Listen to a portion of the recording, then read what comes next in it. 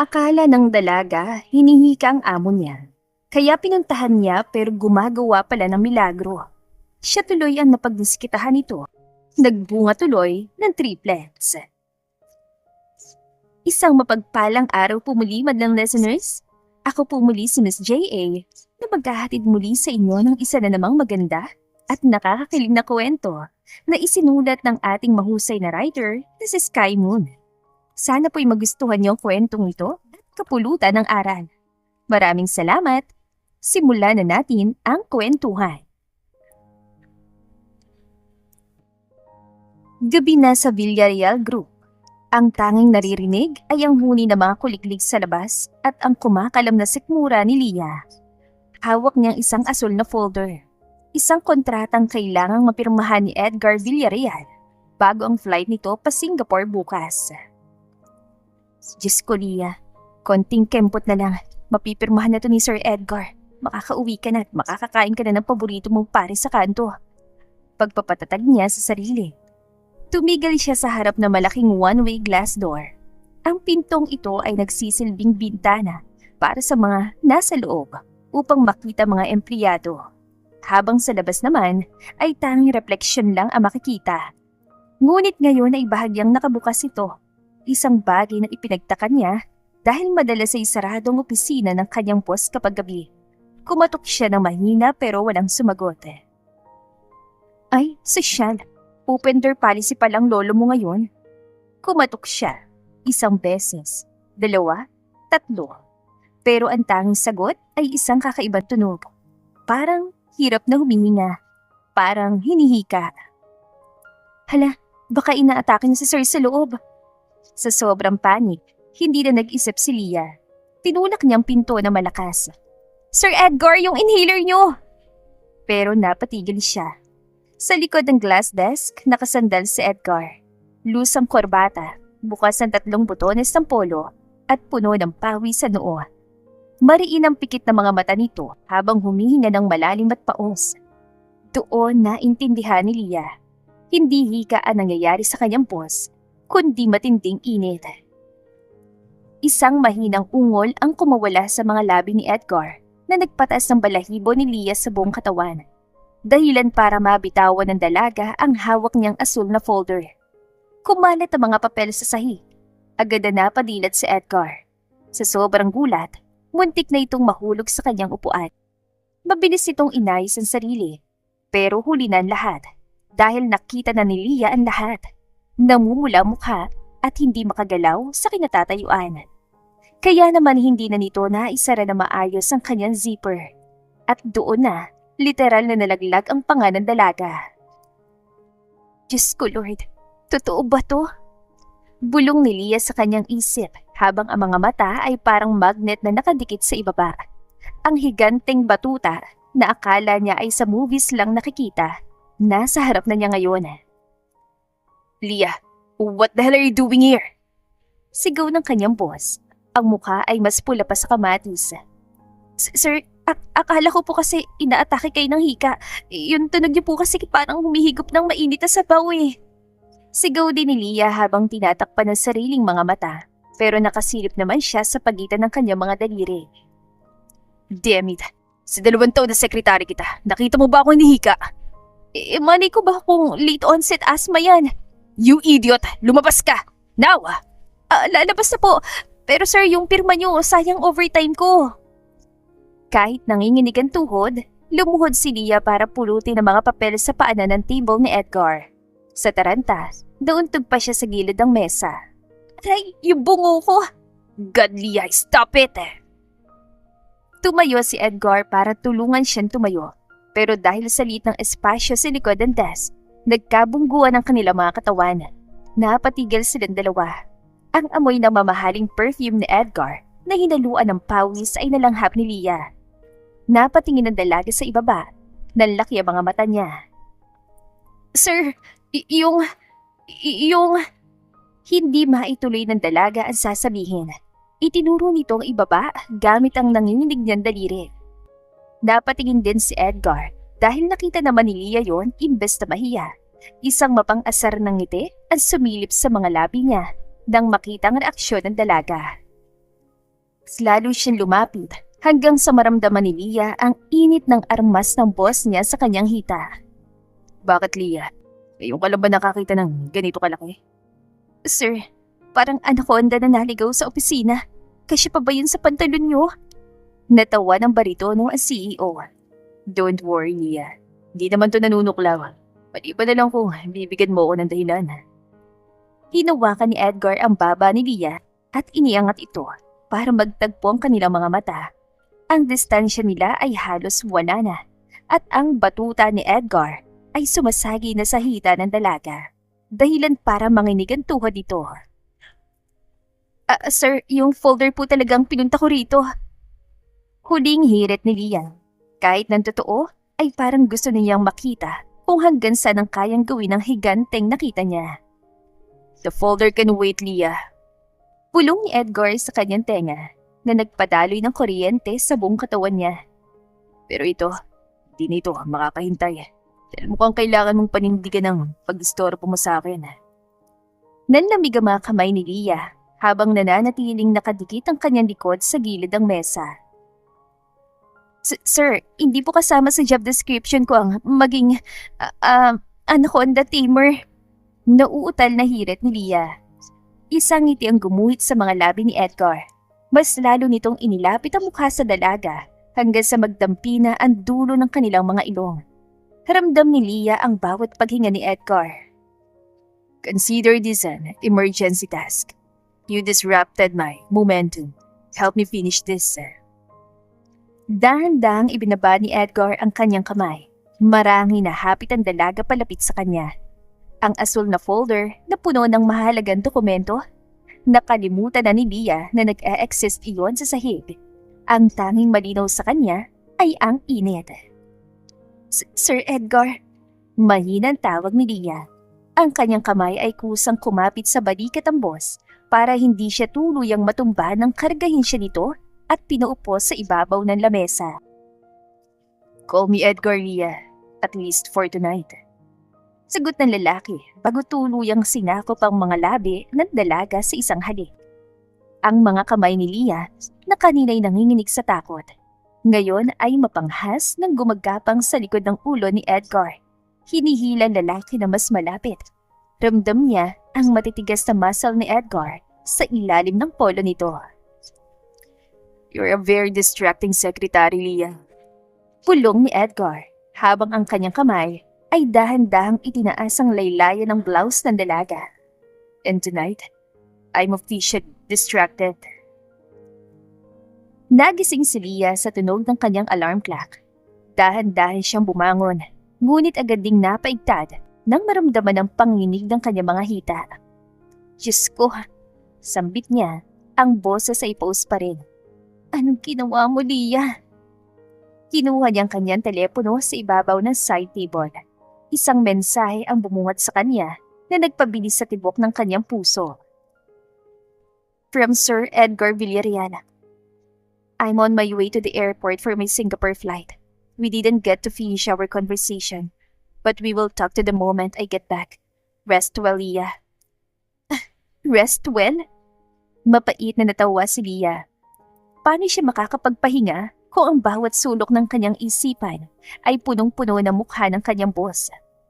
Pagdating sa opisina, ang masiglang paglalakad ni Leah na parang rumarampa sa Miss Universe, ngayon ay naging parang pato na may rayuma. Bawat hakbang niya ay dahan-dahan, maingat at pilit na itinatawid. Habang naglalakad sa hallway, nakasalubong niya ang chismis queen ng HR na si Marites. Oh, Leah, bakit ganyan ka lumakad? Parang nanganak ka na hindi namin alam, ha? Napahinto si Leah at pinilit tumayo na matuwid, pero lalong sumakit. Ano kasi, Maring Tess, nagsumba kasi ako kagabi. Oo, yung matinding level, intense cardio. Zumba? Bakit parang pabilog yung lakad mo? At bakit parang hindi mo maikuyom yung tuhod mo? Usisa pa nito. Extreme stretch kasi yon, yung tinatawag nilang split the difference move. Sige na, may gagawin pa ako. Sabi ni Leah bago talikuran na matanda. Pagdating sa table, dahan-dahan na siyang umupo at lumingon sa bakanting opisina ng kanyang boss. Pagbalik mo, Edgar Villarreal, Pupunta ka sa akin. Mag-uusap tayo. Pero bago yon, bibilan mo ko ng isang truck ng salon pass. Pulong niya sa sarili habang pilit na inaabot ang mouse ng computer at nagsimulang magtrabaho. 14 na araw na lumipas mula ng gabing yun. Ngunit hindi pa rin dumarating si Edgar. Walang tawag at text man lang. Singapore flight lang yun. Hindi mission to Mars. Bakit parang nilamon na siya ng Pacific Ocean? Pulong ni Leah habang nakatitig sa kanyang computer screen. Ngunit hindi lang ang pananahimik ni Edgar ang nagpapabagabag sa kanya. May mas na problema. Sa loob ng 2 linggong yun, unti-unting nagbago ang pakiramdam ni Leah. Ang sakit sa balakang na dati ay inirereklamo niya ay napalitan ng isang kakaibang sensasyon sa kanyang sikmura. Isang umaga, habang nagtitimpla siya ng paborito niyang 3-in-1 coffee sa pantry, biglang nanikip ang kanyang dibdib. Ang amoy ng kape na dati ay nagsisilbing gasolina niya para sa maghapon. Ngayon ay tila amoy ng napanis na basura sa ilalim ng init ng araw. Bakit ganitong amoy nito? Sabay takip sa ilong, sinubukan niyang huminga ng malalim, pero lalong nagrebelde ang kanyang sikmura. Mabilis siyang tumakbo patungo sa banyo ng mga empleyado. Hindi na alintana kung sino ang mabubunggo niya sa hallway. Sa loob ng cubicle, tila ilalabas si Leah ang lahat ng kinain niya. Hilong-hilo siya at nanlalamig ang mga kamay. Nang lumabas siya para maghilamos, nakita niya sarili sa salamin. Maputla siya, may pawis sa noo at ang kanyang mga mata ay pagod na pagod. Leah, okay ka lang? Tanong ni Sarah nakakapasok lang. Bakit ang putla mo? At bakit ang aga mo yata magdrama sa banyo? Baka napasama lang yung kinain kong pares kagabi. Masyado siguro mataba yung baka. Palusot ni Leah habang pilit na inaayos ang sarili. Pares? 3 araw ka na yatang ganyan ah. At teka, lumapit si Sarah at tinignan ang dibdib ni Leah. Parang lumalaki yata yung hinaharap mo. Nag-push up ka ba? Napayuko ang dalaga at mabilis sa tinakpan ng sarili gamit ang folder. Gaga, natural ng malaki yan. Sabay karipas niya ng takbo. Bumalik si Leah sa kanyang desk. Dala-dala ang isang baso ng maligamgam na tubig. Tumingin siya sa kalendaryo. 2 linggo na siyang delayed. Isang bagay na hindi kailanman nangyari sa kanya dahil ang cycle niya ay mas accurate pa sa biyahe ng LRT. Binuksan niya ang message thread nila ni Edgar. Wala pa ring bago. Ang huling mensahe pa rin ay ang rest well, Leah. Rest well? Paano kung magpapahinga kung pati amoy ng pabango ng katabi ko gusto kong isuka? Inis niyang bulong. Napahawak si Leah sa kanyang puson. May kakaibang kaba na siyang nararamdaman. Edgar, nasan ka na ba? Haplos niya sa kanyang tiyan na wala pa namang umbok. Ngunit ramdam na niya ang kakaibang bigat.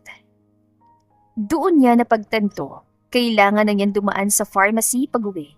At sa lakas ng nararamdaman niya, alam niyang hindi lang isa ang PT na bibilhin niya. 3 para sigurado. Nang makauwi ay agad niyang sinubukan ang PT. Nalaglag ang balikat ni Leah. Napasandali siya sa pader ng banyo at dahan-dahang napaupo sa sahig. Pregnant! Sigaw niya sa loob ng banyo. Hindi niya alam kung maiiyak pa siya o matatawa sa sobrang gulat. Biglang pumasok sa isip niya ang mukha ni Edgar. Ang seryosong CEO na walang ibang alam kundi trabaho. Paano niya sasabihin sa lalaki? Kinabukasan, pumasok siya sa opisina, ngunit pagtapak pa lang niya sa lobby, sinalubong siya ng isang ingay na hindi pamilyar. Nagkukumpulan ng mga empleyado sa harap ng bulletin board at ang iba ay abala sa pagpapasapasahan ng isang lifestyle magazine. Grabe, ang ganda talaga ni Helena Villarreal, no? Bagay na bagay sila ni Sir Edgar. Power couple talaga. Narinig niyang bulong ng isang kasamahan. Kumunot ang noo ni Leah. Dahan-dahan siya lumapit at sumilip sa hawak nilang magazine. Parang tumigil ang pagtibok ng kanyang puso nang makita ang cover nito. Doon, nakangiti na matikas si Edgar Villarreal at nakapulupot sa braso nito ang isang napakaganda at eleganteng babae, si Helena. The CEO and his queen. Edgar and Helena Villarreal's Secrets to a Lasting Marriage. Iyon ang headline na binasa na tila isang sampal na gumising sa diwa ni Leah. Ang tanga-tanga niya para makalimutan na kasal ang kanyang boss. Kapag nalaman ng lahat na buntis siya, hindi miracle ang itatawag, kundi ituturing na anak sa labas. Siya naman ay tatanda ang isang kabit o oportunista na pumatol sa may asawa. Hindi niya kayang dalhin ng ganong kahihiyan, lalo na para sa bata. Hindi ko hayaan lumaki ang mga anak ko sa anino ng ganitong iskandalo. Determinadong sabi niya, kahit na tumutulo ng kanyang luha. Dali-dali siyang bumalik sa kanyang desk. Sa gitna ng panginginig ng kanyang mga kamay, mabilis siyang nagtipa sa kanyang computer. Subject, immediate resignation. Hindi na niya hinintay ang paliwanag ni Edgar. Hindi na niya hinintay ang pag-uusap na ipinangako nito. Kinuha niya ang kanyang mga gamit, isinakbit ang bag, at lumakad palabas ng kumpanya nang hindi lumilingon. 7 taon ang lumipas mula ng huling beses na tumapak si Leah sa sementadong kalsada ng Maynila. Sa isang simpleng bayan sa probinsya, naging super mom si Leah. Mula online seller ng kung ano-ano, tutor hanggang sa pagiging encoder, lahat ay pinasok niya upang mabuhay ang kanyang mga dragon. Yon ang tawag niya sa triplets. Liam, Liana, Lucas! Huwag kayong tumakbo na mabilis, baka madapa kayo! Sigaw niya habang nag-aayos sa mga panindang kakanin sa labas ng kanilang maliit na bahay. Mommy, Lucas took my ice cream! Sumbong ni Liana, ang masiyahin at malambing na bersyon ni Leah, pero may mga mata na kasing talim ng kay Edgar. Hindi kaya, I just borrowed it with my mouth. Sagot ni Lucas, ang pinakamakulit sa tatlo. Habang tinitignan ni Leah triplets, hindi niya maiwasang mapubuntong hininga. Liam ang panganay ay nakaupo lang sa isang tabi at seryosong nagbabasa ng libro. Kung titignan mo ang bata, parang nakikita mo ang isang mini CEO. Ang seryosong mukha nito ay ang paraan ng pagkunot ng noo ay carbon copy ni Edgar Villarreal. Dahil sa pangangailangan na mas malaking kita para sa pag-aaral ng mga bata, napilitan si Leah na tanggapin ang isang job offer bilang virtual assistant at encoder sa isang malaking real estate firm. Ang kailangan lang, mag-report siya sa main office sa Manila para sa final orientation. Dalang kabatang 3 bata dahil wala siya mapag-iwanan, bumalik si Leah sa syudad na pinagtataguan niya. Mommy, is this the giant city you told us about? Tanong ni Liam habang nakatingala sa mga matatayog na building. Yes, baby. Kaya huwag kayong lalayo kay Mami, okay? Habang palabas sila ng building matapos ang kanyang interview, tumigil ang tatlo sa tapat ng isang makulay na ice cream stall. Mommy, please, just one? Pakiusap ni Liana gamit ang kanyang puppy eyes na hindi matanggihan ni Leah. Ay, sige na nga. Dito lang kayo ha, huwag aalis. Bilin niya bago pumila para bumili. Habang nagbabayad si Leah, narinig niyang tumawa ang mga bata. Lumingon siya para tingnan kung ano nangyayari. Ngunit ang nakita niya ay nagpatigil sa tibok ng kanyang puso. May isa lalaking nakaluhod sa harap ng triplets. Ang lalaking yon ay may hawak na 3 malalaking scoops ng ice cream para sa mga bata. Nakasut ito ng navy blue, matigas ang tindig at kahit nakatalikod, kilalang kilala ni Leah ang bawat anggulo ng katawan nito. Thank you, mister! Masayang sabi ni Lucas. Dahan-dahan tumayo ang lalaki at hinarap ang mga bata. Doon, tila nanigas sa mga paa ni Leah. Edgar Villarreal. Sa loob ng 7 taon, mas lalong naging kagalang-galang ang mukha ng dati niyang boss. Nakita ni Leah kung paano natigilan si Edgar habang pinagmamasdan ang mukha ng triplets. Ang pagkakahawig nila ay hindi may kakaila. Parang tumingin si Edgar sa isang salamin na nagpapakita ng kanyang kabataan. Mommy! Sigaw ni Liana habang tumatakbo patungo kay Leah. Napalingon si Edgar sa direksyon ng boses. Doon nagtagpo ang kanilang mga mata. Leah, paos na tawag ni Edgar. Nanghina ang mga tuhod ni Leah. Gusto niyang tumakbo, Gusto niyang itago ang mga bata. Pero huli na ang lahat. Sir Edgar. Tumingin si Edgar mula kay Leah patungo sa 3 bata na abala sa pagkain ng ice cream at pabalik muli kay Leah. Isang matinding hinala ang gumuhit sa mukha ng CEO. Who are they, Leah? Tanong ni Edgar. Ang boses ay puno ng awtoridad pero may halong panginginig. And why? Why does that 2 boys look exactly like me? Hindi nakapagsalita si Leah. Nanlamig ang mga kamay nito. Gusto niyang maglaho na parang bula o kaya naman ay lamunin na lang siya ng semento na Makati. Leah, itatanggi mo pa ba? Dagdag pa nito habang nakatingin kay Leah, nakasalukuyang pinupunasan ng mantsa ng chocolate ice cream sa damit.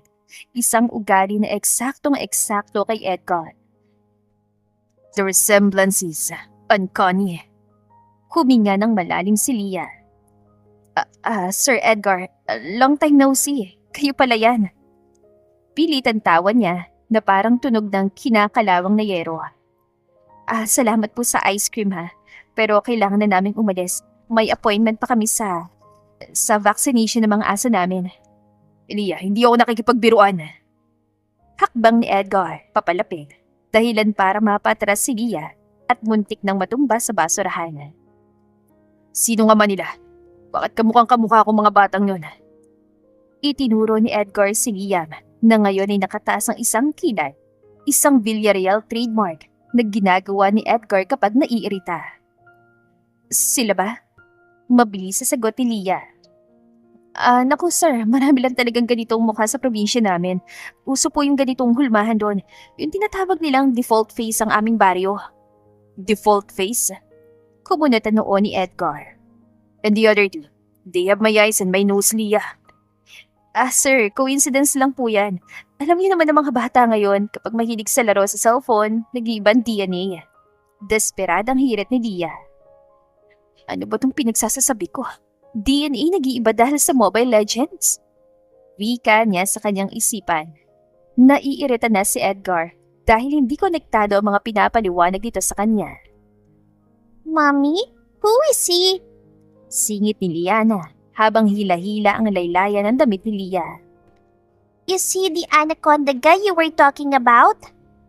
Puntik nang mabulunan si Leah sa sarili niyang laway. Nanlaki ang mga mata ni Edgar. Anaconda? Guy? Ulit ni Edgar. Hindi. Ang sabi ko, anak ka ng tadhana. Yun ang tawag ko sa kanila. Mabilis sa takip ni Leah habang pinapawisan ng malapot. Sige po sir, una na kami, bye. Hihilahin na sana ni Leah triplets nang harangan ni Edgar ang daan nila. Wait, 7 years Leah. 7 years ka na wala. Bigla kang nag-resign na walang paalam. And now, you show up with 3 kids who look like they were 3D printed from my own face. Sir, baka po nagkakamali lang kayo ng paningin. Baka po pagod lang kayo sa trabaho. Hirit pa ni Leah habang dahan-dahang umaatras. At saka sir, balita ko po masaya kayo ng asawa niyo. Huwag niyo na po kaming pagkaabalahan. Natigilan si Edgar. Ang mapunuring titig nito ay lumambot ng bahagya. Pero hindi pa rin ito umaalis sa harapan nila. Helena and I, it's a long story, Leah. But right now, these children are the story I want to know about. Mommy, why is the tall man looking at us like he wants to buy us? Tinong ni Lucas habang dumededes sa tunaw na ice cream. Tara na, bilisan nyo! Bago pa man makahirit si Edgar, mabilis na binuhat ni Leah si Lucas. Hinila si Liana at tinulak si Liam patungo sa paparating na jeepney. Leah, hindi pa tayo tapos! Sigaw ni Edgar habang naiwan siya nakatayo sa gitna ng kalsada. Hawak pa rin na resibo ng ice cream. Nakahinga lang na maluwag si Leah nang makalayo ng jeep. Pero alam niya sa loob-loob niya, hindi titigil si Edgar Villarreal. At sa susunod na magkita sila, baka hindi na default face ang kailangan niyang idahilan, kundi ang buong katotohanan na pilit niyang itinatanggi. Pagkatapos ng habulan sa jeepney kahapon, akala niya ay ligtas na siya. Pero heto siya ngayon, nakatayo sa harap ng dambuhalang building ng Villarreal Holdings. Sandali. Villarreal? Bulong ni Leah habang nakatingala sa gold-plated na logo sa lobby. Hindi, baka ibang Villarreal to. Maraming Villarreal sa mundo. Hindi na niya tinuloy ang iniisip dahil kumulo ng sikmura niya sa kaba. Mommy, can we stay here? The aircon is so cold, I feel like a frozen nugget. Sabi ni Lucas habang hila-hila ang laylayan ng corporate attire ni Leah na medyo masikip na sa kanya. Dito lang kayo sa sofa, okay? Liam, bantayan mo mga kapatid mo. Huwag aalis. Ito yung cellphone. Manood muna kayo ng Cocomelon o kahit National Geographic tungkol sa mga ahas para may idea kayo. Dili ni Leah habang pinapaupo ang triplets sa mamahaling leather sofa ng labi. Copy, Mami. Good luck on your interview. Sana matanggap ka para makabili na tayo ng maraming ice cream. Seryosong sagot ni Liam habang sinisimulang buksan ang YouTube. Sumakay si Leah sa elevator. Ang kaba niya, abot hanggang talampakan. Pagdating sa 15th floor, sinalubong siya ng isang HR manager na hindi ngumingiti. Miss Monteverde, follow me.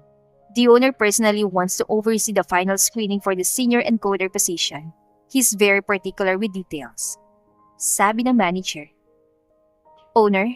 Personal? Encoder lang naman ako Bakit pati CEO kailangan makailam? Wala ba siyang hobby? Reklamo ni Leah sa isip niya. Binuksan na manager ang pinto ng isang napakalaking opisina. Dahan-dahang lumingon ang malaking swivel chair. Doon nakaupo si Edgar Villarreal. May hawak na fountain pen at nakatingin ng diretso sa kanya na parang isang leon na nakahanap ng biktima. Miss Leah Monteverde. Bungad ni Edgar. I didn't know you were looking for a job. Akala ko busy ka sa pagpaparami ng mga batang may default face sa probinsya. Muntik nang matumbas si Leah. Sir Edgar, kumpanya niyo to? I bought this company last month, Leah, including the employees. And apparently, including the applicants. Seryosong sabi ni Edgar habang dahan-dahan tumatayo. Sit down. Let's talk about your credentials. Habang pinagpapawisan na malapot si Leah sa loob, ang triplets naman sa labas ay chill na chill. Pero dahil sa sobrang lakas ng volume ng cellphone ni Lucas, nakuha nitong atensyon ng mga dumadang empleyado. Ang cute naman ng mga batang to, sabi ng isang sekretary. Wait, bakit kamukha sila ni Boss Villarreal? Si Liam na kanina pang nakakaramdam na pinagtitinginan sila ay biglang tumayo. Excuse me, is there a problem? Are we too handsome for this lobby? Napangangal sekretary. Hala, pati yung yabang copy-paste. Sa loob ng opisina, narinig ni Edgar ang ingay sa labas. Lumakad siya patungo sa glass door at tinignan ang tatlong bata na nakaupo sa sofa. Isang mapait na ngiti ang lumabas sa mga labi niya bago hinarap si Leah. 7 years, Leah. 7 years mo silang tinago sa akin. Tell me the truth. Sino nga man nila? Dahil kung di ka aamin, ipapalockdown kong building na to at hihingi ako ng DNA sample sa bawat isa sa kanila. Sir, baka po pwedeng pag-usapan muna natin yung salary ko. Desperadang hirit ni Leah. Leah! Sigaw ni Edgar. I was lonely for 7 years. Akala ko may problema ako. Akala ko bawg ako dahil sinabi ni Helena. Pero pagkakita ko sa mga batang yan, para ako nakakita ng himala. Biglang bumukas ang pinto. Pumasok si Lucas na tumatakbo. Mommy, Liam said it's my turn to hold the phone. And hey, you're the ice cream man! Napatigil si Edgar. Lumuhod siya para pantayan ang taas ni Lucas. Yes, I am. And I'm also someone who wants to know you better. Lucas, baby, uwag dyan. Awat ni Leah pero huli na. Dahil sa isang iglap, binuhat ni Edgar si Lucas at tumingin kay Leah ng may determinasyon. You're hired, Leah, pero hindi bilang encoder. You're staying here until I find out every single detail of their lives. At sisimulan natin yan sa isang DNA test. Ngayon din. Napasapo na lang si Leah sa noo. Lupa, lamunin mo na ako. Mabilis siyang umalis sa opisina at nagtago sa banyo dahil sa sobrang nerbiyos. Naiwan si Edgar sa kanyang malawak na opisina kasama ang triplets. Nakaupo ang lalaki sa kanyang swivel chair, habang ang triplets ay nakahanay sa mahabang sofa. So, panimula ni Edgar na kinakabahan. I am Liam, sagot ng panganay ng hindi man lamang kumukurap. The intellectual leader of this group. I'm Liana, masayang kaway ng nag-iisang babae. I like your office, Mr. Ice Cream Man. Is that a real gold pen? Can I draw cut using that? And I'm Lucas! Sigaw ng bunso habang tumatalon-talon sa sofa. Can I ride your chair? It looks like a spaceship. Hindi mapigilan ni Edgar ang mapangiti. Sure, Lucas. You can ride a spaceship. Sa loob ng 10 minuto, ang seryosong CEO ng Villarreal Holdings ay tulak-tulak ng swivel chair kung saan nakasakay si Lucas at Liana, habang si Liam ay nakamasidlap. Tila sinusuri ang bawat galaw niya. You look like me, biglang sabi ni Liam. Napatigil si Edgar sa pagtulak. Lumuhod siya sa harap ni Liam. Is that a bad thing? No. Sagot ni Liam habang inaayos ang kanyang salamin na fake lang naman, pero suot niya para magmukhang matalino. Mommy said our father was a brave explorer who got lost in the jungle because he was looking for the great anaconda. Are you a brave explorer? Buntik nang mabulunan si Edgar. Great anaconda. Really, Leah? Biglang natabig ni Liana ang isang crystal paperweight sa table ni Edgar. Naglikha ito ng malakas sa tunog. Dahil sa gulat, biglang nagtubig ang mga mata ng bata. I'm sorry, I broke the magic ball. Hikbi ni Liana. Agad na nataranta si Edgar. Sa buong buhay niya, marami ni siya napaiyak na business rivals. Pero ang makitang umiiyak ang isang batang kamukha ni Leah at niya ay tila isa itong paraiso. Hey, it's okay. Look, it's not broken. Kinuha ni Edgar ang paperweight at nilagay sa kamay ni Liana. It's magic, remember? It can't be broken by a princess like you. Binuhat ni Edgar si Liana at pinatahan ito sa kanyang balikat. Doon niya naramdaman ang isang kakaibang init ang pakiramdam ng isang ama na nagpoprotekta sa kanyang anak. You're a nice man. Bulong ni Liana habang pinapahid ang luha sa coat ni Edgar na worth 200,000 pesos pero wala na siyang pakialama. Why did Mommy say you were a headache? Napatawa na mahina si Edgar. Maybe because I'm a bit difficult to understand, princess. Nang kumalma ng lahat, nag-order si Edgar ng pinakamahal na pizza, burgers at fries para sa 3. Nakaupo sila sa carpeted floor ng opisina. Ang kinakatakutang CEO, nakikipag-agawan ng fries kay Lucas. Sa mga sandaling yun, wala na siyang pakialam sa DNA test. Ang dugong nananalaytay sa kanila ay sumisigaw na ng katotohanan. Ngunit bago pa man niya matanong ang tungkol sa kanilang kaarawan, bumukas ang pinto. Pumasok si Leah na hingal, pawis na pawis at handa nang makipagyera. Ngunit napatigil siya sa nakita niya. Si Edgar, ang lalaking inakala niyang walang puso, ay kasalukuyang pinupunasan ng ketchup sa pisngi ni Lucas gamit ang kanyang mamahaling panyo, habang si Liana ay nakasandal sa braso nito at si Liam ay seryosong nakikipag-usap. Mommy, the ice cream man is our new best friend! Sigaw ni Lucas. Tumingin si Edgar kay Leah. Ang kanyang mga mata ay puno ng determinasyon. Hindi na niya hahayaan pang makaalis ang 4 na ito sa kanyang buhay. Leah, we need to talk. Dahan-dahan tumatayo, buhat pa rin si Liana. Nanatiling nakatayo si Leah sa pintuan, hindi makapaniwala sa nakikita. Ang kanyang mga dragon na dati laging nag-aaway, ngayon ay tila mga anghel na nakapaligid kay Edgar. Liam, Liana, Lucas, labas muna kayo. Doon muna kayo kay Ate Secretary sa labas. Mahinang utos si Leah. Ang boses ay nanginginig. Pero mami, yung pizza po, sayang yung toppings, masarap pa naman. Reklamo ni Lucas habang punong-puno ng cheese sa bibig. Lucas, baby please, labas muna kayo. Pakiusap ni Leah.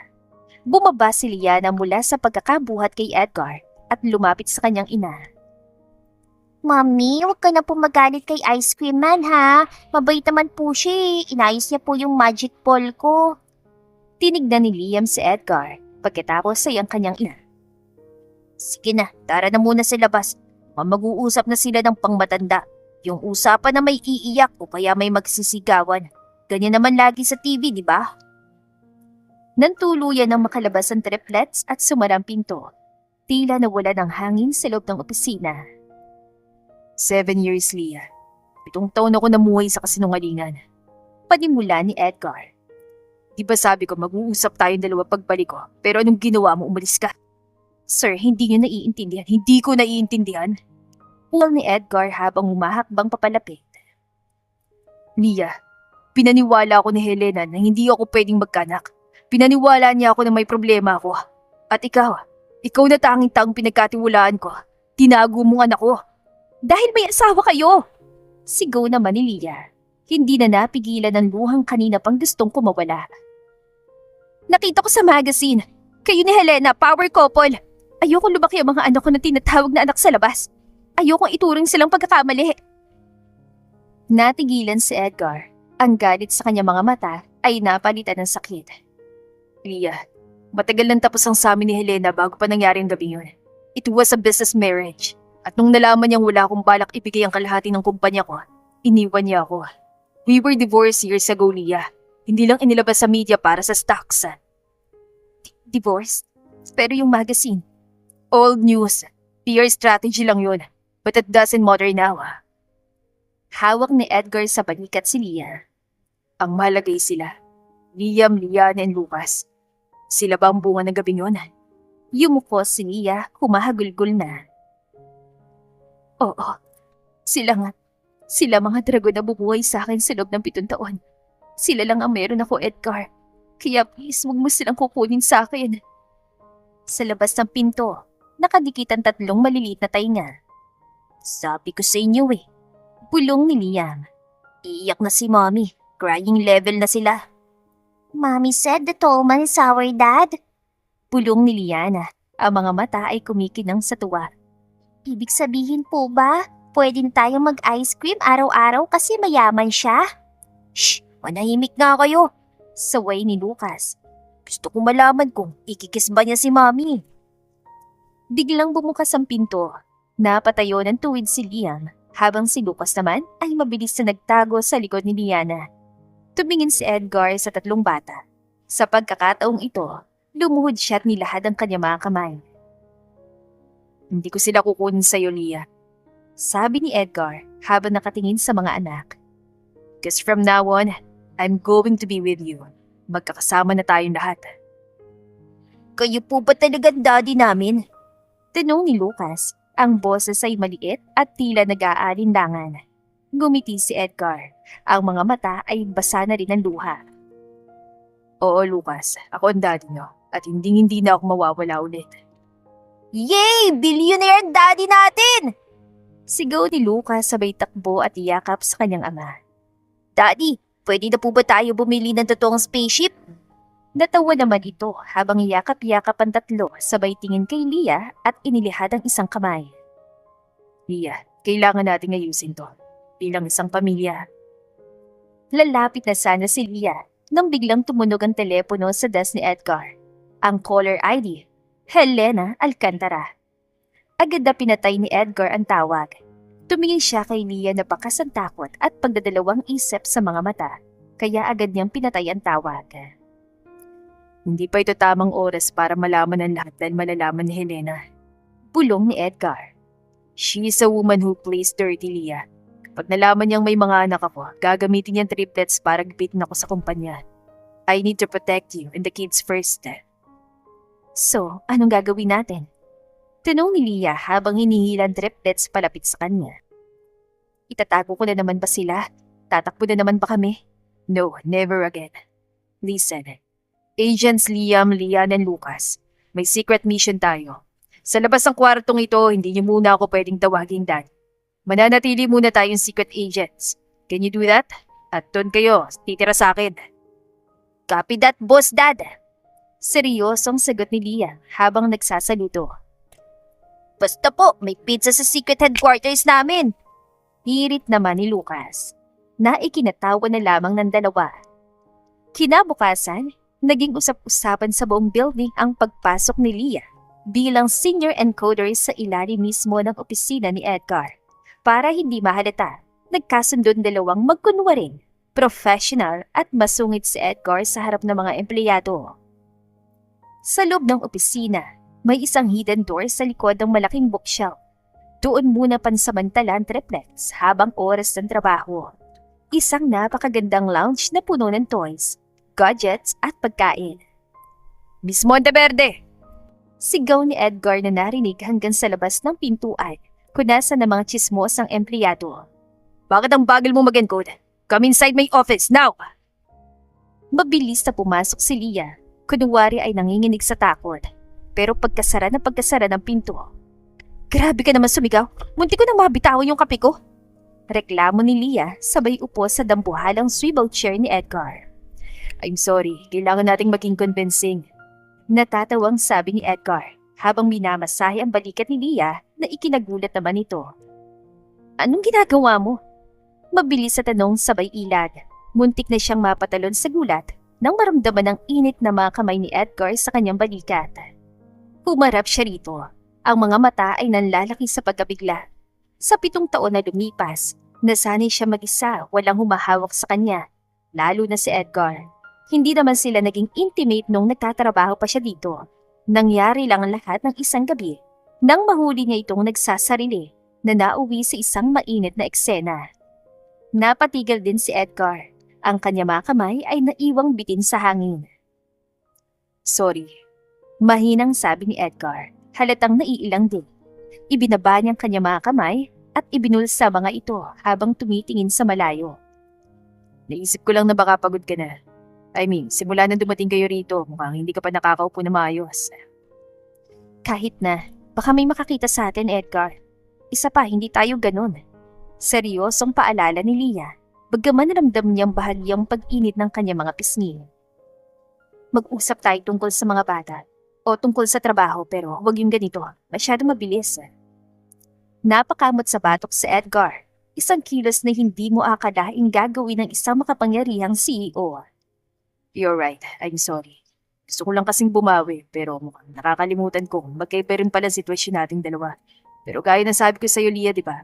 Magsisimula tayo ng buong pamilya at kasama na rin ang pagsisikap ko. Makuha mo lang ang atensyon mo. Tumikim si Leah para alisin ang tensyon.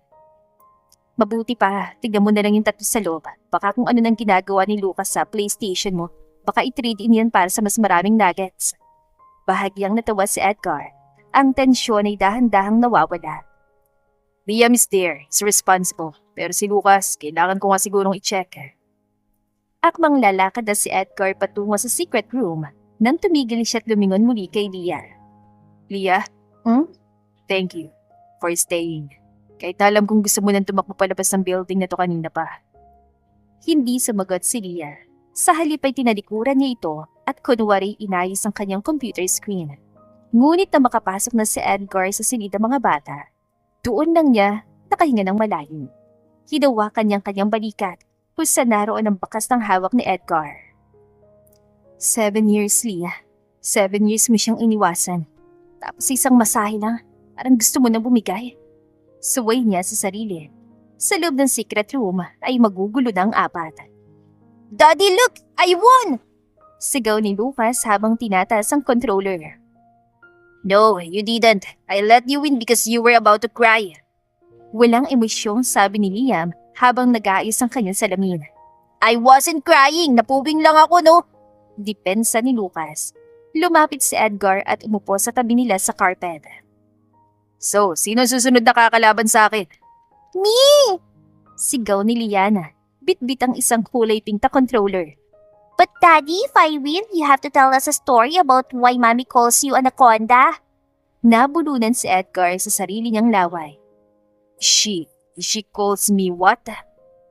Anaconda po. Sabi niya po yung mga katulad niyo daw po bigla-biglang sumusulpot tapos nang lalapa. Inosenteng kwento ni Liana habang nagsisimulang pindutin ang mga buttons. Napailing na lang si Edgar habang natatawa ng tahimik. Akala ni Edgar, madaling itago ang 3 bata sa loob ng malawak niyang suite.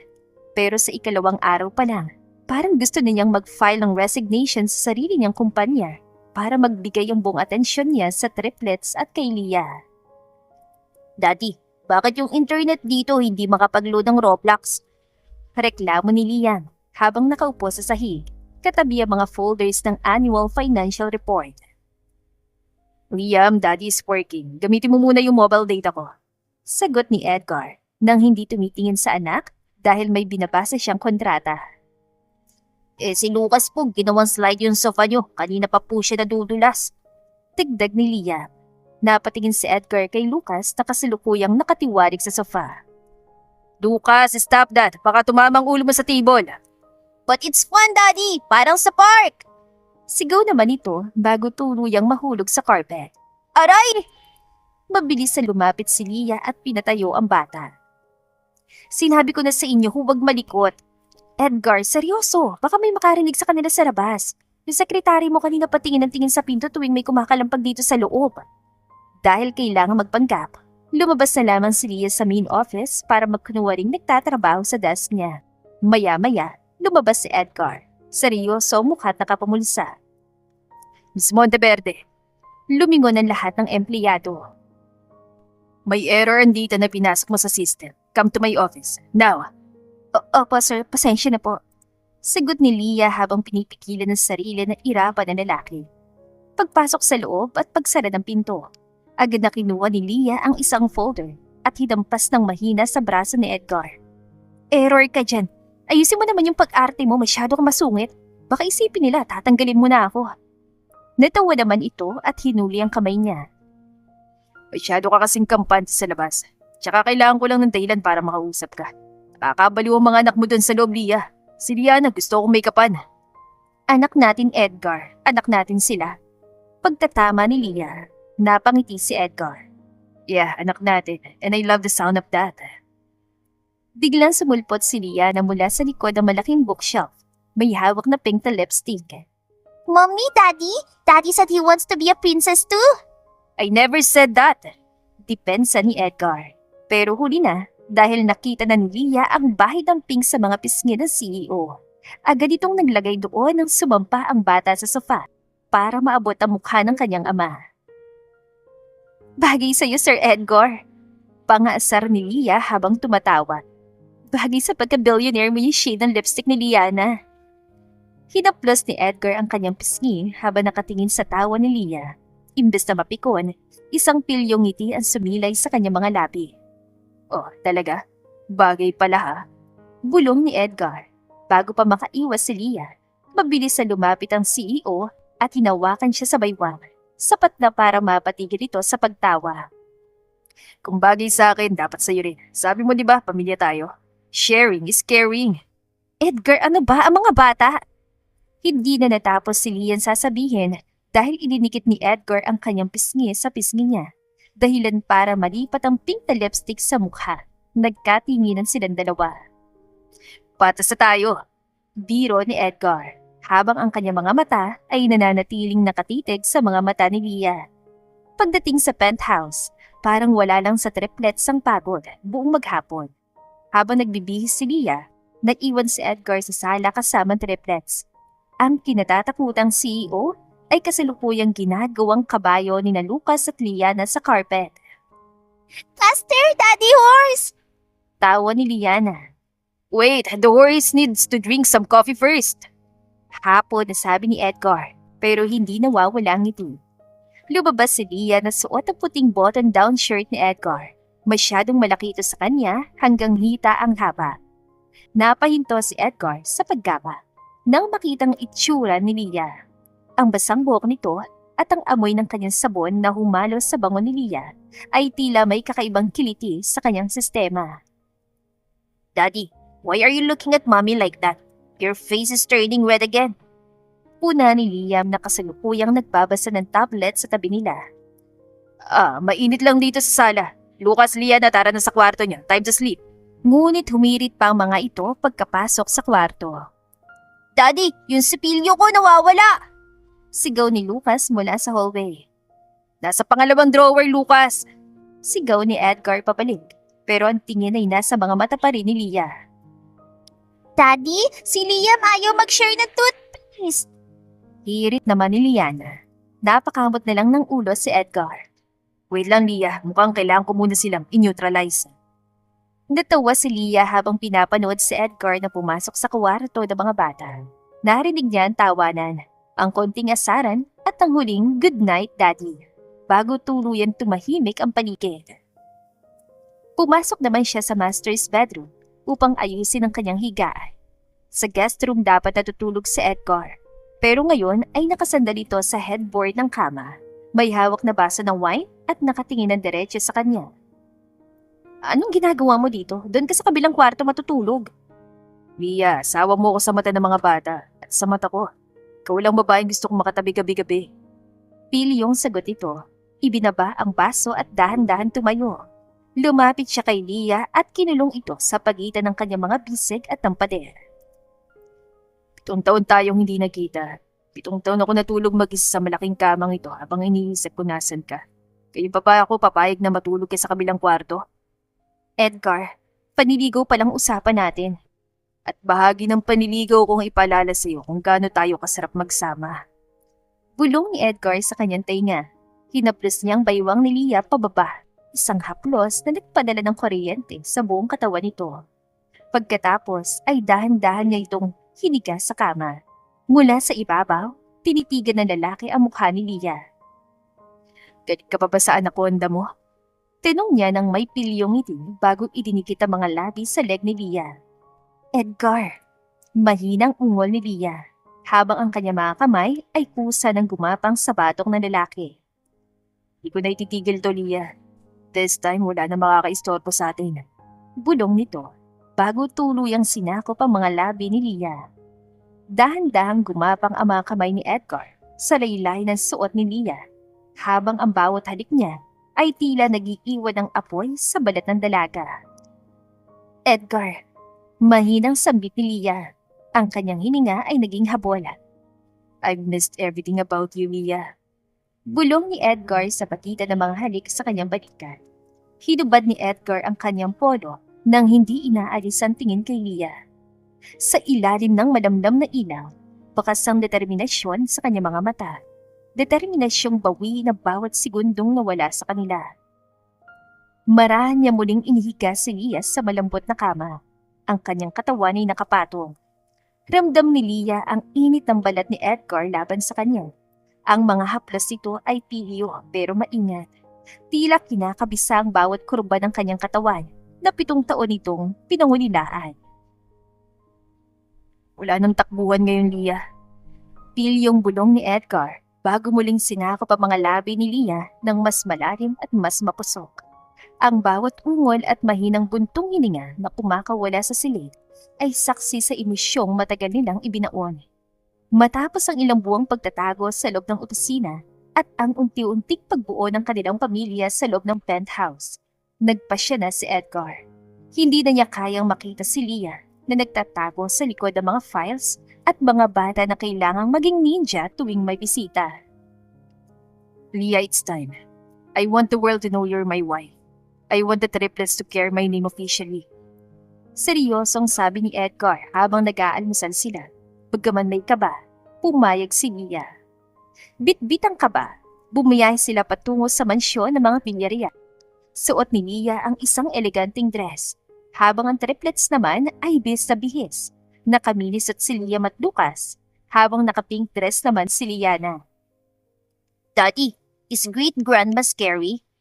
Tanong ni Lucas habang nasa loob ng sasakyan. No, Lucas. She's just traditional. Sagot ni Edgar, sabay haplos sa kamay ni Leah na kanina pang malamig sa kaba. I'm here, hindi kita pababayaan. Pagpasok sa dambuhalang dining hall, naroon ang mga magulang ni Edgar at ang kanyang matapang na lola, si Doña Consolacion. Napatigil ang lahat sa pagkain nang makita ang 5 taong pumasok. Edgar, what is the meaning of this? Bakit may kasama kang empleyado at kanino mga bata ito? Bunga ni Don Ricardo, ang ama ni Edgar. Huminga ng malalim si Edgar at hinigpitan ng hawak sa kamay ni Leah. Dad, Ma'am, Lola, I want you to meet Leah, my future wife. At sila ang mga anak namin, ang triplets ko. Liam, Liana, and Lucas Villarreal. Halos mabitawan ni Doña Consolacion ang kanyang tinidor.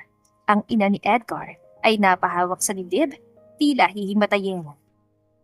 Villarreal, Edgar, nababaliw ka na ba? Sigaw ni Doña Consolacion. 7 taon kang kasal kay Helena. Nakipag-divorce siya sa'yo at wala kayong anak. Tapos ngayon, susulpot ka rito kasamang isang babaeng galing sa kung saan at sasabihing may 3 kang anak na agad. Tumayo ito at lumapit kay Leah. Ginamit niyang kanyang tungkod para tignan ng maigi ang dalaga. I know you. Ikaw ang palagi kasama ng apo ko noon sa lahat ng meeting at appointments. You were the secretary. At ngayong muli kita nakita, kaya ka bumalik dahil nakakita ka ng pagkakataon. Nalaman mong hiwalay na si Edgar sa kanyang asawa kaya bumalik ka.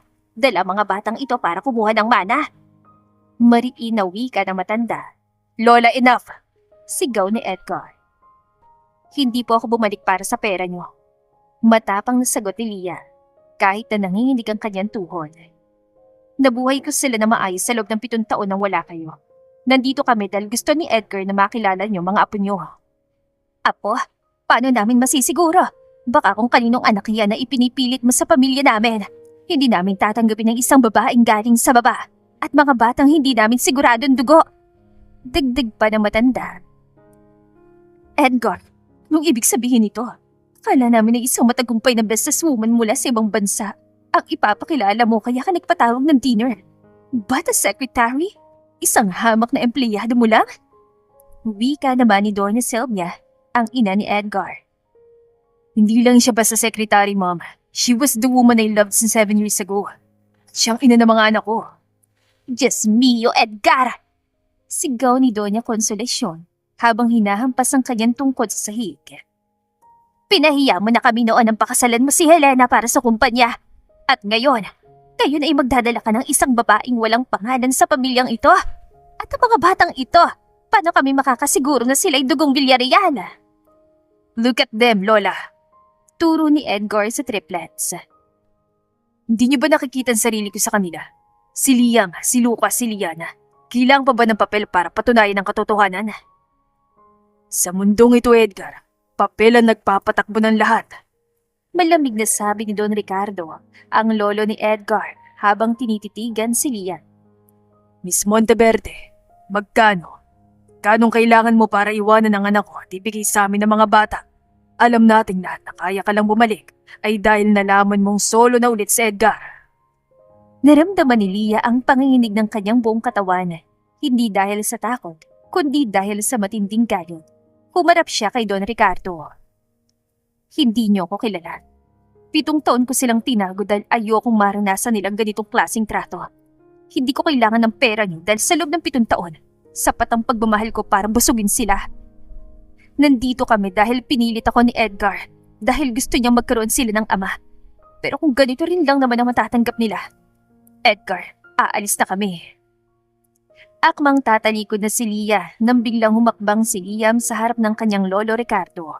Inayos niyang kanyang salamin at tumingin ng diretso sa matanda. Excuse me, grandfather. Panimula ni Leah. Kung iniisip niyo po na habol lang namin ang pera niyo, baka gusto niyo munang i-check ang stock market levels ng Villarreal Holdings. Based on my calculation, the company experienced a 5% dip last quarter. If I were a gold digger, I'd choose a more stable investment. We are here for that, not for your declining assets. Napangangan lahat. Maski si Edgar ay hindi mapigilang mapangiti ng palihim. Ang talino ni Liam ay sapat na sampal sa pamilya Villarreal. Si, dugo niyo yan. Bulong ni Edgar sa kanyang ina. Ngunit ang panandali ang pagkapanalo ni Liam ay naputol nang biglang bumukas ang dambuhalang pinto ng dining hall. Pumasok ang isang babaeng nakasuot ng matingkad na pula. Ang kanyang mga takong ay tumutunog ng mabilis sa marmol na sahig. Helena! Tawag ni Doña Consolacion. Tumakbo ito sa matanda at humagulgol sa iyak. Lola, my parents told me about this na merong sumisira sa atin. I came back po. I'm so stressed dahil sa babaeng yan. Kaya ako umalis sa walang pasabi noon eh. Ngayon lang ako nagkaroon ng lakas sa loob na sabihin sa akin ng investigador ko na nakita na nila ang babaeng yan at bitbit ang mga anak namin ni Edgar. Paliwanag ni Helena. Anong sinasabi mo, Helena? Gulat na tanong ni Edgar. Edgar, darling, huwag ka nang magpanggap. Malungkot na sabi ni Helena. Alam nating dalawa kung gaano kahirap ang pinagdaanan natin. Sinabi ng mga doktor na baog ka, pero hindi pala ganap. May nahanap silang isang healthy sperm cells mo kaya kinuha at pinanatili nila yun para i-freeze. Tumingin siya kay Leah. Ginamit ang sperm cells mo at ang egg cells ko sa IVF procedure. Pero dahil hindi ko kayang dali ng pagbubuntis, kumuha tayo ng surrogate mother at siya nagdala sa mga anak natin. Liar! Sigaw ni Leah. Ako nanganak sa kanila! Ako nagpalakas sa kanila! Walang kinalaman ng babaeng to sa mga anak ko! Of course, you'd say that! Kalmadong sagot ni Helena, habang may mapang-uyam na ngiti sa mga labi. Binayaran kita ng malaking halaga 7 taon na nakararaan para ibigay sila sa akin. Pero tinakbuhan mo ako matapos mong matanggap ang pera. Itinago mo mga anak ko. Yun ang dahilan kaya ako na-stress ng gusto dahilan kaya hindi ko na napag-isipan ang pagpirma sa divorce papers. Pinirmahan ko lang yun dahil sa sobrang paggalit at depression sa pagkawala ng mga anak ko. Biglang sumingit ang ama ni Helena, si Don Alberto Alcantara. Nakakapasok lang din naman siyon. Confirm ang lahat ng sinabi ng anak ko. Meron kaming contract na pirmado ni Leah Monteverde. Edgar, ang babaeng pinagkakatiwalaan mo isang oportunistang magnanakaw ng mga bata. Dahil sa kapangyarihan ng pamilya Alcantara, tila nabulag ang mga magulang ni Edgar. Mas madaling paniwalaan ang bersyon ni Helena. So, it's true. Malamig na sabi ni Doña Silvia habang matalim ang tingin kay Leah. Kaya mo iniwan si Edgar noon dahil nakuha mo ng pera mula sa mga Alcantara. Dahil hindi sapat bumalik ka ngayon, ay binilog ang ulo ng anak ko. You're a monster. Ginamit mo ang sinapupunan mo para pagkakitaan ng mga apo ko? Hindi yan totoo! Sigaw ni Leah. Ang mga luha ay nagsisimulang pumatak. Ako ang ina nila! Wala akong tinanggap na pera at lalong hindi ko kilalang babaeng nga noon! Mommy, stop it! This is impossible! Pagtatanggol ni Edgar. Pero hinarang siya ng kanyang ama, si Don Elmer. Enough, Edgar! Nakalagay sa dokumento, biological mother si Helena. Ang babaeng ito'y bayang carrier lang. Guards, ilabas ang babaeng yan, pero iwan ang mga bata. Sila ay dugong Villarreal at Alcantara. Hindi sila alis dito kasamang isang kriminal. Hinarang ni Edgar ang mga guard na akmang lalapit kay Leah. Ang kanyang mukha ay pulang-pula sa galit. Ang mga ugat sa kanyang leeg ay nagsilabasan. Mom, Dad, Lola, Lolo, makinig kayo! Sigaw ni Edgar. Ang boses ay dumadagundong sa buong hall. Nagsisinungaling si Helena. Paano magiging surrogate si Leah kung wala kaming ginawang kahit anong proseso sa ospital noon? Humarap si Edgar sa kanyang mga magulang. Ang mga mata ay nagsusumamo. 7 years ago, bago ko umalis patungong Singapore, may nangyari sa amin ni Leah sa loob mismo ng opisina ko. Yun ang gabing nabuo ang triplets. Walang Excel, walang kontrata at lalong walang kinalaman si Helena dito. Ngunit imbes na maniwala, isang mapait na tawa ang pinakawala ni Don Ricardo. Edgar, sapat ng pagpapauto mo sa babaeng yan. Asik ng kanyang ama. Masyado kang nabulag sa emosyon kaya hindi mo na nakikita ang katotohanan. Natural lang na may mangyari sa iyo dahil isa siyang oportunistang sekretarya na ginamit ang katawan niya para bitagin ka. Dad, hindi niyo ba naririnig ang sarili niyo? Baog si Helena, hindi ako. Yan ang katotohanan ng ayaw niyang aminin kaya siya gumagawa ng kwento. Lumapit si Helena kay Doña Silvia.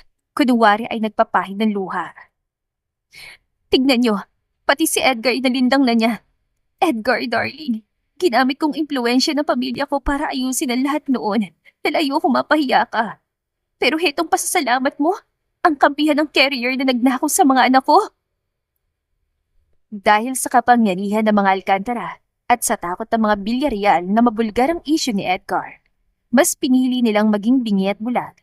Mas madaling tanggapin ang kwento ng isang surrogate kaysa aminin ng pinakasalan nilang si Helena ay isang baog na manloloko na lubog sa utang ng nobyong Sugarol kaya bumalik. Leah Monteverde. Malamig na sabi ni Doña Consolacion habang itinuturo ang pinto gamit ang kanyang tungkol. Isa kang mga aagaw. Inagaw mong anak ni Helena at sinubukan mong agawin ang posisyon sa pamilyang ito. Umalis ka na bago pa kita ipakulong sa kidnapping. Nagsimula nang umiyak si Liana, habang si Liam naman ay nakakuyom ang mga palad. You're lying! Mommy's our real mom! I don't even know that lady in red! Nang tangkaing hawakan ng dalawang guards ang braso ni Leah, hindi nakapagpigil si Edgar. Sa isang mabilis na galaw, isang malakas na suntok ang pinakawala ni Edgar sa unang gwardiya na lumapit. Subukan niyo siyang hawakan at tinitiyak kung hindi na kayo makakalabas ng buhay sa mansyong ito. Bulyaw ni Edgar. Ang kanyang mga mata ay nag-aapoy sa galit. Papakasalan ko siya at walang sino man kahit kayo, Dad, ang may karapatang itaboy siya. Nagulat ang lahat. Hindi nila inakalang sasaktan ni Edgar ang sariling mga tauhan para sa isang sekretarya. Edgar, ang iyong amang kinakalaban mo! Sigaw ni Doña Silvia. Kinakalaban ko sino mang nananakit sa pamilya ko! Sagot ni Edgar habang hila-hila si Leah palapit sa kanya. Baog si Helena dahil desperado siya makuha ang mana. Naniwala kayo sa kuwento niyang surrogacy. Maging matalino naman kayo! Wala kaming pakialam sa paliwanag mo, Edgar! Malamig na sabi ni Don Ricardo. Para sa amin, si Helena ang asawa mo at ang babae niya na isang oportunista. Hanggat hindi mo iniiwan na babae yan, huwag kang aasang matatanggap siya sa pamilyang ito. Fine, kung ayaw niyo sa kanya, ayaw niyo rin sa akin at sa mga apo niyo. Tara na, Leah, aalis tayo. Hinuwakan ni Edgar ang balikat ni Leah at kinuha ang kamay ng triplets. Aalis na tayo, Liam, Lucas, Liana. Hindi tayo mananatili sa bahay na puno ng mga taong bingi sa katotohanan. Habang papalabas sila, ramdam ni Leah ang higpit ng hawak ni Edgar. Protektado siya nito, pero alam niyang hindi pa ito dito natatapos. Nang makalabas sila ng mansyon, sinalubong sila ng malamig na hangin ng gabi. Hindi makapaniwala si Leah.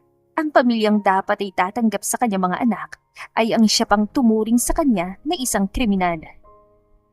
Sa loob ng sasakyan, nananatiling tahimik ang triplets. Si Liana ay nakasandal kay Liam, habang si Lucas naman ay nakatingin sa labas. Baka sa lungkot sa mga mata ng bata. Edgar, bakit kailangang umabot sa ganito? Mahinang tanong ni Leah, ang boses ay nanginginig pa rin. Sana hindi na lang tayo pumunti. Sana hinayaan mo na lang kaming mamuhay ng tahimik. Hinigpitan ni Edgar ang hawak sa manibela bago niya hinawakan ang kamay ni Leah. No, Leah. Karapatan niyo na makakilala bilang pamilya ko. Ang mga magulang ko, masyado silang nakatali sa pangalan at sa impluwensya ng mga Alcantara. Pero hindi ako papayag na si Helena ang manalo. Pero narinig mo sinabi nila. Pinalalabas silang surrogate lang ako. May mga dokumento silang hawak, Edgar. Paano natin lalabanan ng mga Alcantara? May mga dokumento sila, pero may katotohanan tayo. Liam, Lucas, Liana, listen to me. Lumingon ng tatlo sa kanilang ama. Hindi kayo iiwan ni Daddy, at hindi ko hayaan na ilayo kayo sa mami niyo. We are a family, and I will fight for us, kahit ubusin ko pa lahat ng yaman ko. Samantala, sa loob ng mansyon, isang pilyong ngisi ang nakapintas sa labi ni Helena habang pinapanood ang sasakyan ni Edgar na papalayo. Lumapit siya kay Doña Silvia at muling nagkunwaring biktima. Tignan niyo po, Mami Silvia. Ganyan na siya kalakas kontrolin ng babae niyan. Pati kayo kinalaban niya. Pero huwag kayong mag-alala. Gagawa ko ng paraan para mabawi ang mga anak ko. Siguraduhin mo lang, Helena. Ayoko ng iskandalo. Pero kung totoong sinasabi ko, kailangan makuha ang mga bata sa lalong madaling panahon. Hindi sila pwedeng lumaki sa piling ng isang carrier lang. Hindi alam ng mga bilyarian na habang kausap nila si Helena, pabilis itong nag-text sa kanyang nobyong sugaron. The plan is working. Kunting tease na lang. Makukuha ko ng settlement money mula sa mga bilyarian. Pababayaran na natin ang utang mo sa kasino. Pagdating sa penthouse, agad na pinatulog ni Leah ang triplets. Ramdam niya ang takot ng mga bata, lalo na si Liana na ayaw bumitaw sa kanyang damit. Nang masiguro niyang tulog na mga ito, lumabas si Leah sa veranda kung nasan si Edgar. Nakatanaw sa satellites habang may hawak na baso ng alak. Edgar, anong plano natin? Humarap si Edgar sa kanya. Hinila siya nito at niyakap na mahigpit. Ibinaon ang mukha sa leeg niya. Bukas sa bukas din, kukuha tayo ng sarili nating DNA test sa isang laboratorio. na hindi nila pwedeng bayaran at sasampal ko sa harapan nila. Inangat ni Edgar ang mukha ni Leah at tinitigan ito ng may kasiguraduhan. And one more thing, papakasal tayo. Hindi dahil kailangan kundi dahil gusto kong maging Mrs. Villarreal ka bago pa sila makagawa ng susunod na hakbang. Sa ayot sa gusto nila, ikaw nag-iisang reyna ng buhay ko. Hinalikan ni Edgar si Leah, isang halik na puno ng pangako. Maagang nagising ang lahat kinabukasan. Sinubukan ni na Edgar at Leah na umakto ng normal para sa mga bata. Pero ramdam ni Leah ang tensyon. Mommy, are we safe here? Daddy said we're staying in the penthouse for a while. Oo naman anak, walang makakapasok dito. Don't worry, Daddy and I will protect you. Paggalis ni Edgar para ayusin ang mga dokumento sa korte, naiwan si Leah kasamang triplets at ang ilang security guards na itinalaga ni Edgar sa labas ng unit. Ngunit isang tawag ang nakuha ni Leah mula sa nagpakilala na empleyado ng company ni Edgar. Hindi na nag-isip pa si Leah. Mabilis niyang isinama ang mga bata papalayo sa gulo. Pagdating nila sa basement parking ng building, mabilis na bumaba ang 3 lalaki. Sinubukan ni Leah na sumigaw, pero agad siyang tinakpan ng panyo na may pampatulog. Mommy, let go of me, Mommy! Sinubukan ni Leah at Lucas na manlaban, pero mabilis silang binuhat ang mga lalaki at sinakay sa van. Si Leah na naman ay umiiyak na hinila rin papasok. Ang huling nakita ni Leah bago siya tuluyang mawala ng malay ay ang mukha ni Helena na nakatingin mula sa bintana ng van, may suot na sunglasses. Sabi ko sa iyo, Leah, kung hindi ka makukuha sa santong dasalan, makukuha ka sa santong paspas. Akin ang mga batang ito, at ikaw, mawawala ka na sa landas namin. Nang bumalik si Edgar sa penthouse at makitang wala ang mag-iina, halos mawasak niyang pintuan sa galit at mabaril ang mga tauhan niya sa katangahan ng mga ito. Agad niyang tinignan ng CCTV footage at doon niya nakita ang pagdukot sa kanyang pamilya. Isang text message ang natanggap niya mula sa isang unknown number. If you want to see your children and your secretary alive, come to the old warehouse in Pier 14, alone. No police, or else your precious kids will have a very tragic accident. Hindi siya nag-aksaya ng panahon. Kinuha niyang kanyang baril sa safe at mabilis sumakay sa kanyang sasakyan. Mabilis ang tibok ng puso ni Edgar habang pinapatakbo ang kanyang sasakyan patungo sa Pier 14. Madilim at amoy kalawang sa loob ng lumang warehouse.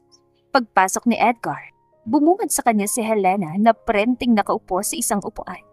Habang sa likod niya ay nakatali si Leah sa isang upuanan. Ang triplets naman ay nakakulong sa loob ng isang bakal na cage sa gilid. Welcome, Edgar. Ang bilis mo ah. Ganyan ba talaga kalakas ang secretary mo sa'yo? Pakawalan mo sila, Helena. Alam kong bound sa utang ang nobyo mo kaya ka desperado na bumalik dito. This is kidnapping. Sisiguraduhin ko na mabubulok sa kulungan. Kulungan? Oh, Edgar. Walang kulungan para sa isang Alcantara. Kapag nakuha ko ng pirmadong dokumento na nagsasabing ibinibigay mo sa akin ang full custody ng mga batang yan, makukuha ko ng lahat ng pag-aari ng pamilya mo dahil silang magiging tagapagmana. Edgar, huwag kang pipirma. Huwag mong ibibigay ang mga bata sa kanya. Sigaw ni Leah kahit nahihirapan dahil sa busal sa bibig. Habang nagtatalo mga matatanda, hindi alam ni Helena na ang triplets ay hindi basta-bastang bata. Si Liam, gamit ang kanyang maliit na hairpin na kinuha kay Leah na kanina, ay kanina pang kinalikot ang lock ng cage. Dahan-dahang bumukas ang pinto ng cage. Sinanyasan ni Liam ang kanyang mga kapatid na manahimik habang dahan-dahan silang lumalabas. Target lock, kuya. Sa isang hudyat, mabilis na lumabas ang 3. Si Lucas ay kumuha ng isang bakal na tubo at itinulak ang isang tumpok na mga empty drums patungo sa mga tauhan ni Helena. Nagkagulo ang mga tauhan ni Helena. Sinamantala ni Edgar ang pagkakataon. Sa isang iglap, binunot niyang kanyang baril at binaril ang lalaking akmang sasampal kay Leah. Nagpanik si Helena. Kumuha siya ng kutsilyo at tinangka itong itutok kay Leah. Pero bago pa siya makalapit, isang maliit na bola ng apoy na improvised firecracker na gawa ni Liam mula sa mga nakitang kemikal sa warehouse ang sumabog sa pana ni Helena. My dress! My face! Mabilis na nakalapit si Edgar. Gamit ang isang kamay, sinakal niya si Helena at itinulak ito sa pader. Maling pamilyang kinalaban mo, Helena. Pumasok ang mga pulis na kanina pa palang nakasunod kay Edgar dahil sa GPS tracker na palihim na inilagay ni Liam sa relo ni Edgar noong nakaraang buwan.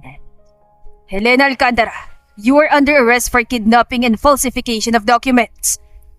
Agad na kinalagan ni Edgar si Leah.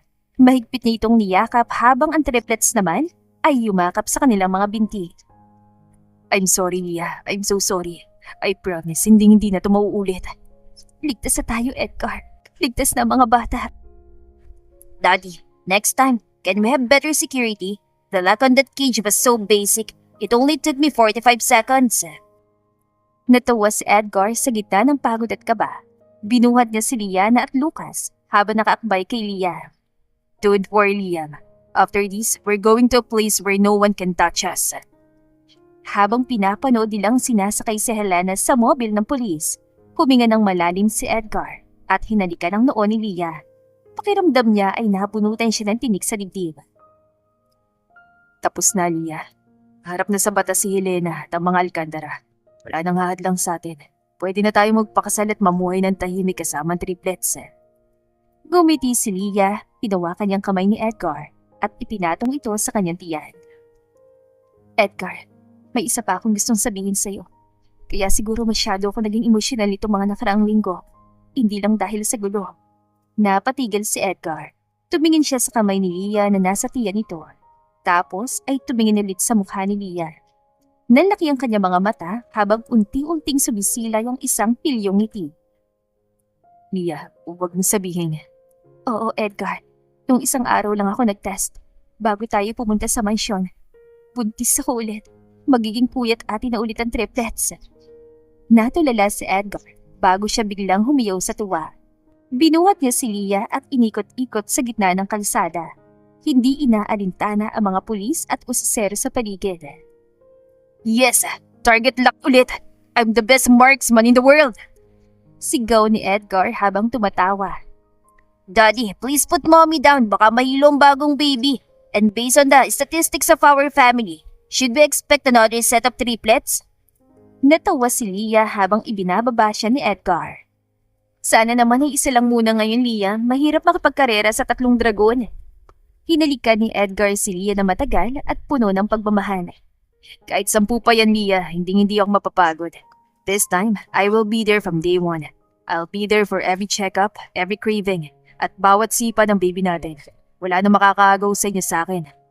Natawa na lamang si Leah. Makalipas ang 2 buwan, matapos ang kaguluhan sa piyak, tuluyan ang tinalikuran ni Edgar ang magulo at madilim na mundo ng corporate sa Manila.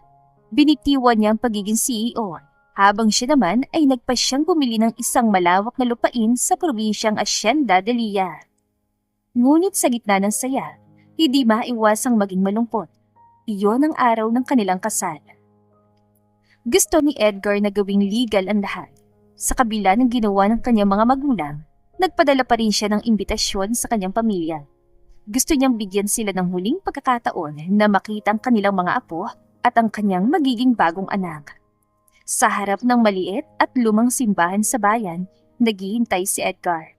Suot niya ang kanyang barong habang hawak ang kamay ng triplets.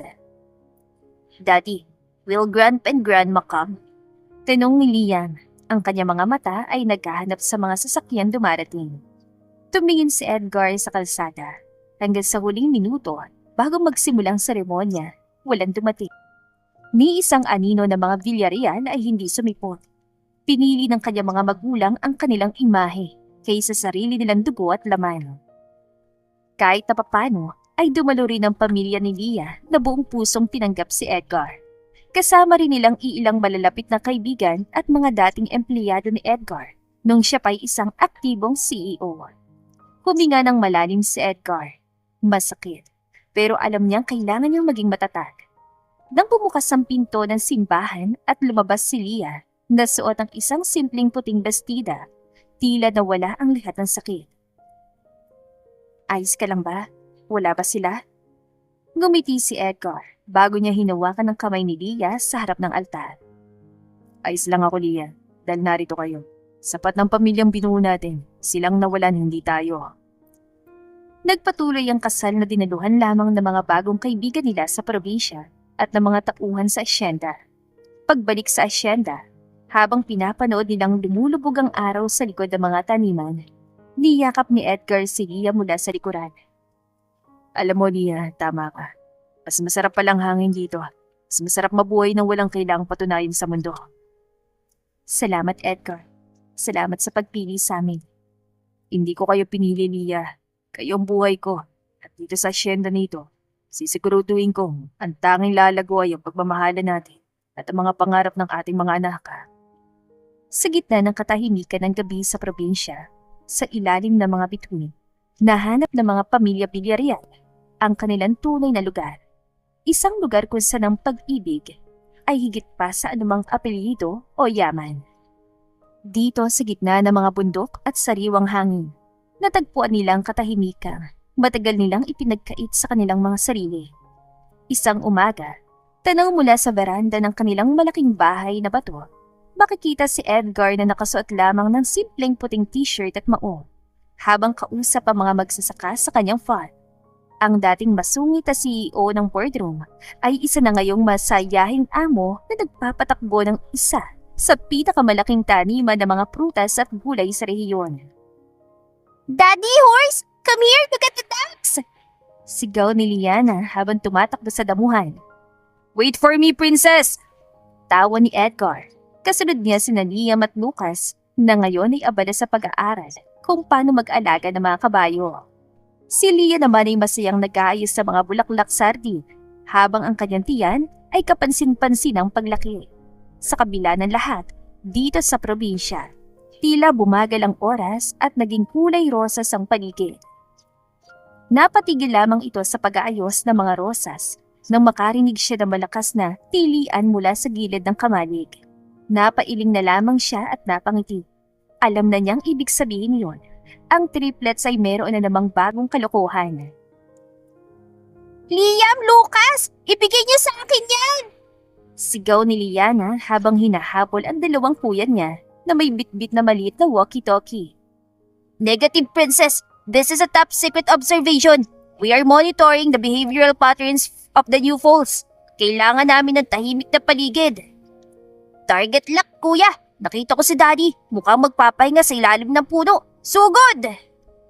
Hindi pa man nakakaangal si Liana, ay mabilis nang nag-slide ang dalawang batang lalaki sa damuhan, tila mga sundalong nasa gitna ng giyera, at sabay na tumalon sa likod ni Edgar, na noon ay kauupo pa lamang sa ilalim ng lihim ng mangga.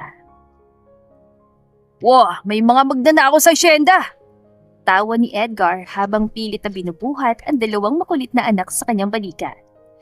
Liam, Lucas, akala ko ba tutulungan niyo ako magbilang ng mga sako ng bigas? Daddy, we've calculated the inventory already. There are exactly 142 sacks. My brain needs a 15-minute recreational break using your back as a trampoline. And I am the security guard. Daddy, may nakita akong baka na mukhang laging galit. Can I name her Helena? Napulunan si Edgar sa tawa, habang si Leah naman ay tuluyan na lumapit sa kanila, bitbit ang isang tray ng sariwan juice. Lucas, huwag mong itulad ng kawawang baka sa bruhang yun. Baka hindi na tayo bigyan ng gatas niyan. Mommy, look at Liana. She's trying to put a pink ribbon on the farm dog again. Tumingin sila sa malayo at nakita si Liana na seryosong-seryoso sa pagtatali ng ribbon sa buntot ng kanilang malaking aso na si Bantay na tila sumuko na lamang sa tadhana nito. Ay, ang mga batang ito, akala ko ba magiging tahimik ang buhay natin dito sa probinsya? Hinila ni Edgar si Leah paupo sa tabi niya. Iniingatan ng lumalaking tiyan nito.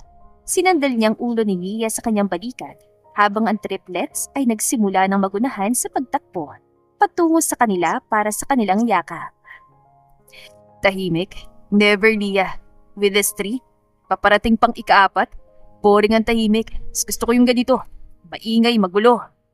Daddy, can the new baby be a boy so we can have a basketball team? Actually, Lucas, based on the ultrasound, the probability of a girl is high. And besides, We need an even number for double date setup in the future. Liam, 7 years old ka pa lang, double date agad ang iniisip mo. Nagkatawanan ng pamilya Villarreal habang ang hapon ay unti-unting lumalamlam.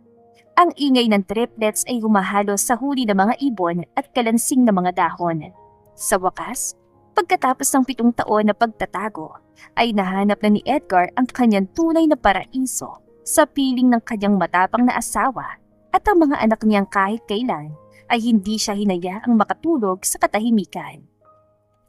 I love you, my big anaconda. Bulong ni Lia na natatawa. I love you more, my Mrs. Villarreal. Forever target locked. Sagot ni Edgar bago niya muling naramdaman ang pagtalo ni Lucas sa kanyang likuran. Habang hinihipad ang hangin ng mga dahon sa asyenda at naririnig ang mahihinang hilik ng triplets sa loob ng asyenda, alam ni Edgar at Lia na sulit ang bawat luha.